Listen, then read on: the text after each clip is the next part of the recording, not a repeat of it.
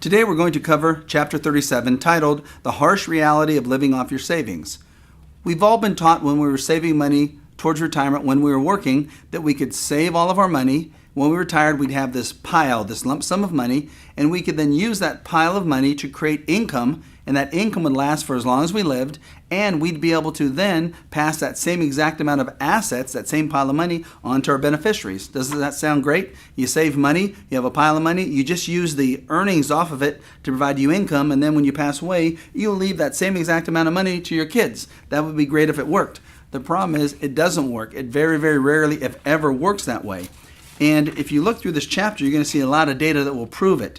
There's a chart that shows the annual CD rates of return from 1999 through 2013 based on CODI, which is the Certificate of Deposit Index, and then the S&P 500 Index return.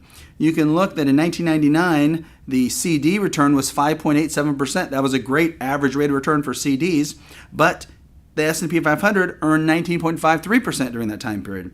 In 2000, the average CD was at 7.09, but the stock market, the S&P 500, lost 10.14%.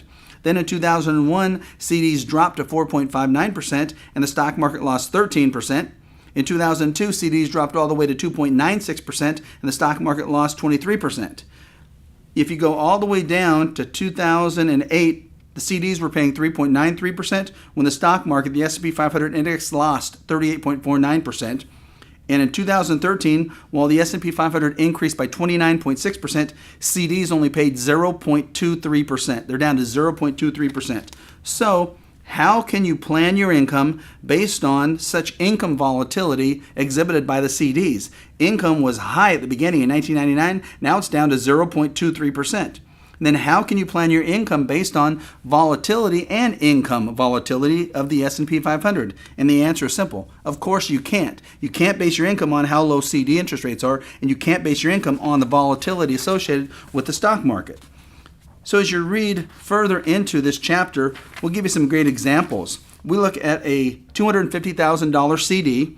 And in 1999, if you had a $250,000 CD at that average CD rate of 5.87, it would have provided you $14,678 of income. That would have been awesome. $14,678 of income on $250,000, just perfect. But now, if you're in 2013 and your CD is paying you 0.23%, which might even be a good rate today, your CD is only paying you $580, not per month, but for the whole year. So you went from $14,678 a year of income to $580 a year of income. That just won't work for a retiree because that now will require you to decrease your spending and change your lifestyle. Then if you look at what the S&P 500 did when you tried to take money out of that. Let's assume you had $250,000 in an S&P 500.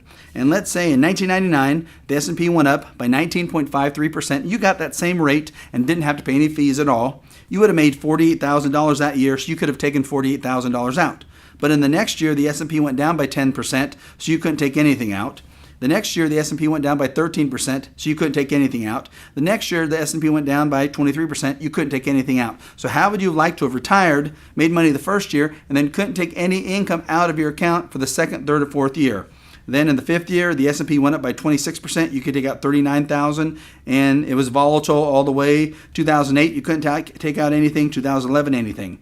Then you look at that you took out income, but at the end of that 15-year time period, your $250,000 had decreased to $92,081. So you took out income in 10 of the 15 years, only 10 of 15 years, so 2/3 of the year, 67% of the time you took out income, and now your portfolio dropped from $250,000 all the way down to $92,081. Does that sound like a good deal to you? It doesn't sound like that good of a deal to me. So you have to make sure you understand the concept of living off earnings. It does not work, we feel, with your assets you have saved for retirement if you're planning to live off of anything that's volatile. Well, CD interest rates are volatile, and the stock market, both principal and interest, is volatile. So do not plan on using a live off earnings technique to provide you your income. You must establish a guaranteed lifetime income plan to provide you security through your entire retirement.